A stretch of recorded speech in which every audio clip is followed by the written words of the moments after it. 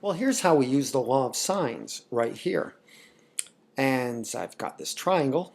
That's not a right triangle. I want to find two unknown sides. So let's get to it.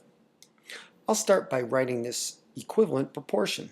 You remember some of the properties of proportions. I can take the reciprocal of each ratio, preserving the proportion. That's nice.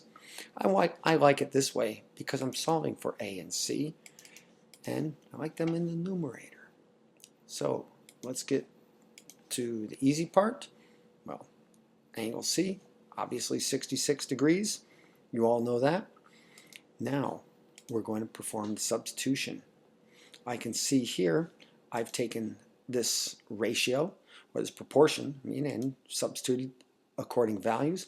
Remember, to make it really easy, the sine of 66 is opposite side C.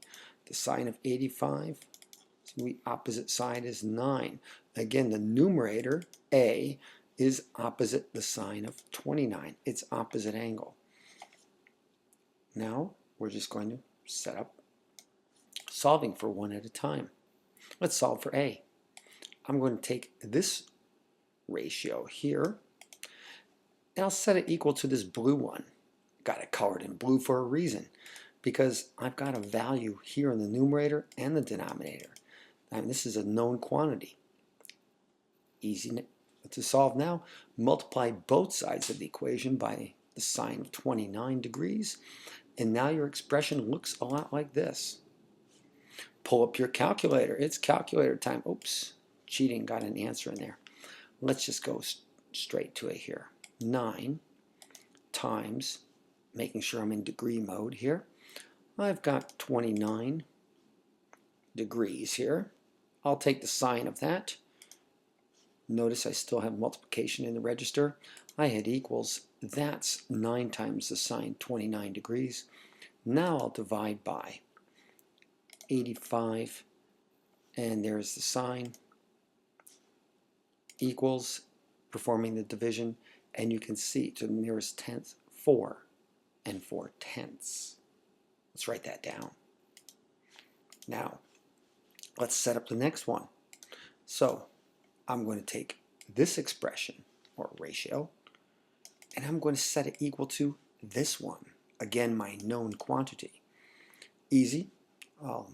I can see right now, multiplying by the sine of 66 degrees, it would come out to be that. So I guess now just time for the calculator. Give me that calculator. Clear that register. 9 times 66, this is degrees, sine, that's the sine of 66, equals, that's 9 times the sine of 66. Time for the division by 85 degrees, the sine.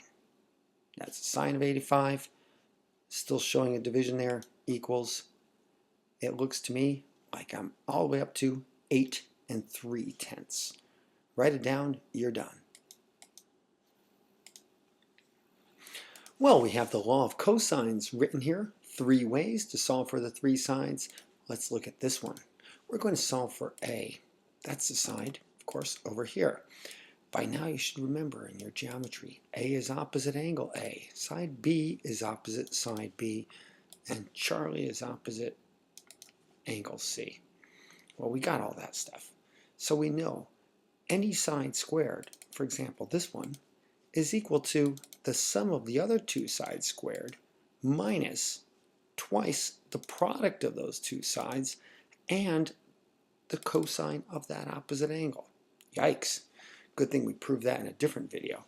Let's just do the exercise here. We'll do some substitution. Oh, first, I forgot. I want to mention this. This triangle is acute. 4 squared plus 5 squared is greater than 6 squared. You can work that out if you need to, but you can see it right from there. Now, let's do the substitution. I'm taking this formula, and I'm just going to substitute the values of the sides.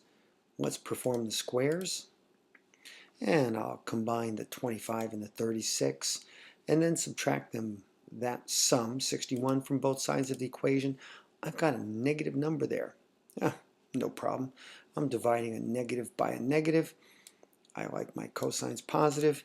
I see 45 over 60. And, well, I guess you can simplify that. You know, that's 3/4, or on the East Coast we'd say 3/4. And all I've got to do now is find the angle that has a cosine of 3/4. Easy enough. We pull out our calculator. I'm just going to put in 0.75, and I'll take the inverse cosine. And there you have it, 41.4. And that's going to be the measure of angle A. We'll zip through the next two just to make this a complete video. Now let's solve for side B. We'll speed it up this time. You've seen it once. Okay, there's your substitution. And again, we're using this form of the law of cosines. Let's complete the squares there. We're going to combine two terms there. Subtract that 41 from both sides, again with that negative. So, negative divided by a negative. There you go. Cosine of B is 5 over 40. Or, another way of saying it, 1/8. Now, if you use the terminology inverse cosine, that's okay too. It's B is the inverse cosine of 1/8. Let's just write that down here. 0.125. That should be 1/8. And I've got the inverse cosine right there, 82 8/10 degrees. 2 down, 1 to go.